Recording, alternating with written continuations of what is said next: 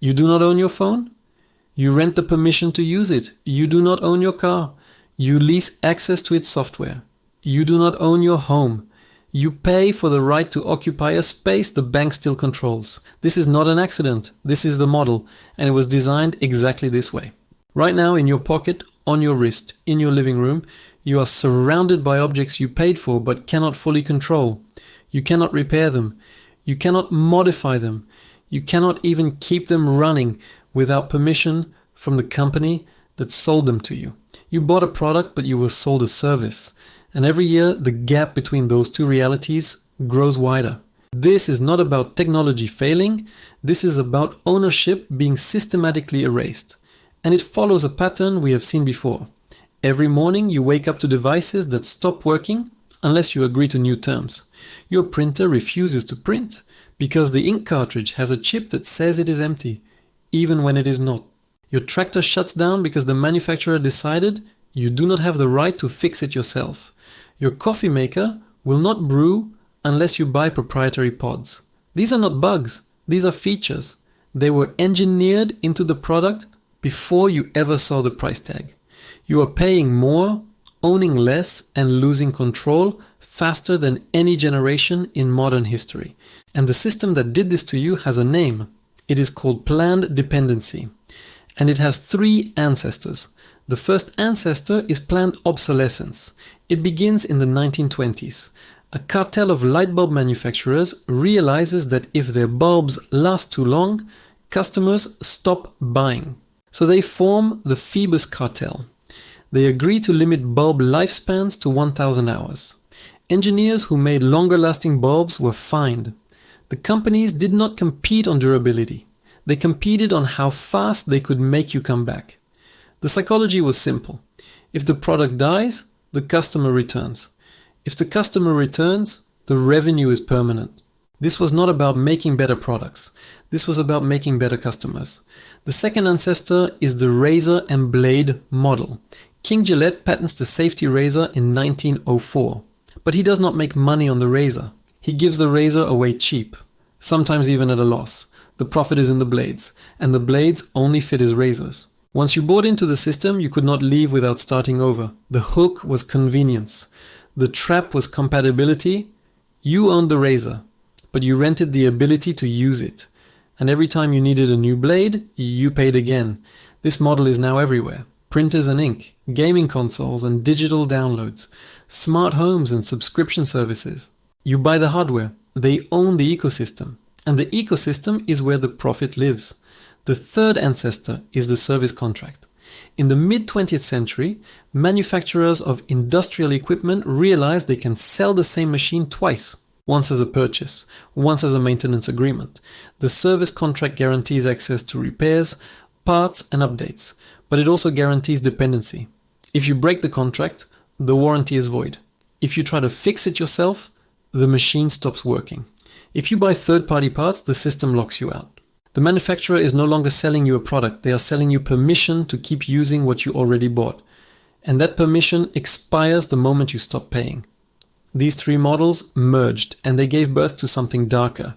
A system where ownership is not deleted. It is diced into endless micro-purchases, where you never stop paying. Because you never fully own. This brings us to stage one. The sale is framed as ownership. You walk into a store, you see a price, you pay it, you walk out with the object. It feels like a purchase. The language says purchase, the receipt says purchase, but buried in the terms you did not read, the reality is different. You bought a license, a limited, revocable, non-transferable license. The company retains control over updates, repairs, features, and compatibility. You own the plastic and metal. They own everything that makes it work. Then comes stage two. The product is incomplete at launch. The device you bought is not fully functional out of the box. Features are missing. Performance is throttled. Entire sections of capability are locked behind paywalls, subscriptions, or future updates. This is deliberate. The product is designed to feel inadequate until you pay again. The car you bought does not have heated seats, but the hardware is already installed. You just need to subscribe to unlock it. The game you purchased is not playable without a day one patch that requires an internet connection and an account with the publisher. The treadmill in your home will not run its best programs unless you pay a monthly fee. You did not buy a finished thing. You bought a platform for future extraction. Stage 3 is where the system turns. Repair is criminalized. You are not allowed to fix what you own. Manufacturers use proprietary screws. They glue components together. They design products that cannot be opened without specialized tools. Then they refuse to sell you those tools. If you do manage to repair it yourself, the software detects the unauthorized part and disables the device. Farmers cannot fix their own tractors. Right to repair laws are blocked by corporate lobbying. Independent repair shops are sued. The justification is always the same: safety, security, intellectual property. But the result is always the same. You are locked into their service network. And their service network charges whatever it wants. Stage 4 is the compatibility trap. Your old accessories stop working. The charging cable changes. The file format updates. The operating system no longer supports the software you need. This is not accidental obsolescence. This is designed incompatibility. Every new generation of product is engineered to break compatibility with the last. You cannot use your old peripherals. You cannot transfer your old data. You cannot keep using what you already paid for. You have to buy the new version. Not because the old one stopped working, but because the ecosystem around it was deliberately collapsed. Stage 5 is subscription creep. The product you bought now requires a monthly payment to access basic features. Adobe software is no longer sold. It is rented. Microsoft Office is no longer owned. It is subscribed. Your car now has a subscription for remote start. Your doorbell has a subscription for video history. Your thermostat has a subscription for advanced scheduling. The manufacturers are not even pretending anymore. Ownership is being converted into infinite rental. And if you stop paying, the features disappear, even though the hardware is still in your house. Stage 6 is total recall. The company can remotely disable, alter, or delete what you bought. Amazon deleted books from Kindles, Apple removed purchased movies from iTunes libraries, Tesla downgraded the battery capacity of used cars through software updates. Sony disabled features on PlayStation consoles years after purchase. These were not recalls. These were remote shutdowns. The product was in your home, but the control was somewhere else. And one day, without warning, the thing you paid for stopped being yours. You are somewhere between stage 4 and stage 6 right now. You have already noticed that your devices age faster than they should. That repairs cost almost as much as replacements. That subscriptions are multiplying. That the things you bought 5 years ago are incompatible with the things you bought today.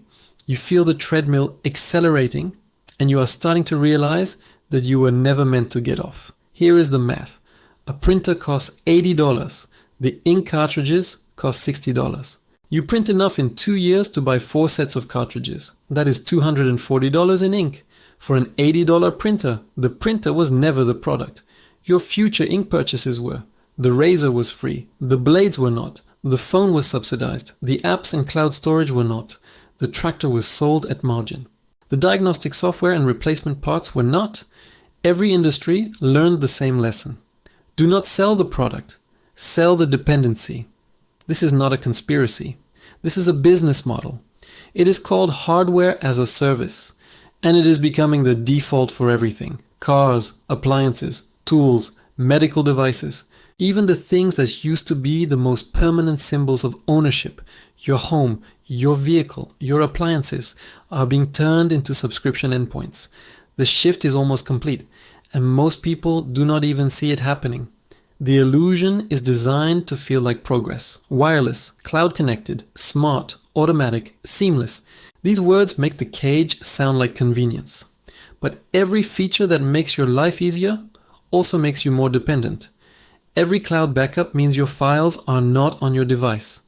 Every automatic update means you do not control when the software changes. Every smart integration means you cannot use the product offline. The more connected it is, the more controlled you are. This is where the promise turns into a leash. You were told that technology would give you freedom, that ownership would be effortless, that everything would just work. And in a narrow sense, it does. Until it doesn't. Until the company changes the terms, until the service shuts down, until the subscription price doubles, until the product you rely on is remotely disabled because the manufacturer decided it is end of life. You never owned it.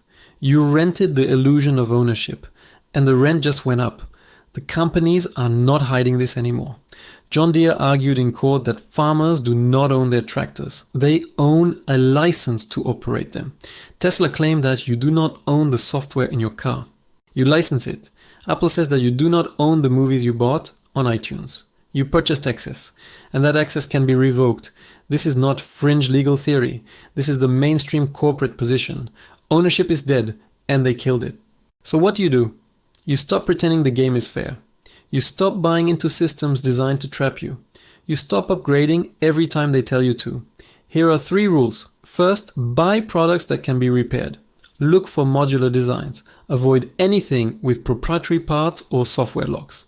If the company will not sell you the replacement parts or publish the repair manuals, do not buy the product. Second, reject subscriptions for physical goods. If it is hardware, you should own it outright. If they want you to rent it, walk away. Pay once. Own forever. If that is not an option, the product is designed to exploit you. Third, support right to repair legislation. This is not a personal fix. This is a structural fight. If the laws do not force companies to let you repair what you buy, they will keep designing products you cannot fix. Your vote and your voice matter here. You do not need to quit the world. You need to stop playing this game on their terms. You do not need to abandon technology. You need to choose technology that respects ownership. The system depends on you not noticing. It depends on you accepting the new normal.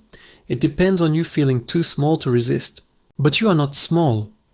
You are the customer, and without you, their business model collapses. They need you to keep subscribing. They need you to keep upgrading. They need you to accept that ownership is obsolete. The moment you stop accepting that, the model breaks. This is not about going backwards. This is about refusing to move forward into a future where you own nothing and rent everything. They will tell you it is inevitable. They will tell you it is progress. They will tell you that ownership is old-fashioned. They are lying. Ownership is power, and they want that power for themselves. The trap is not technology. The trap is the business model wrapped around it.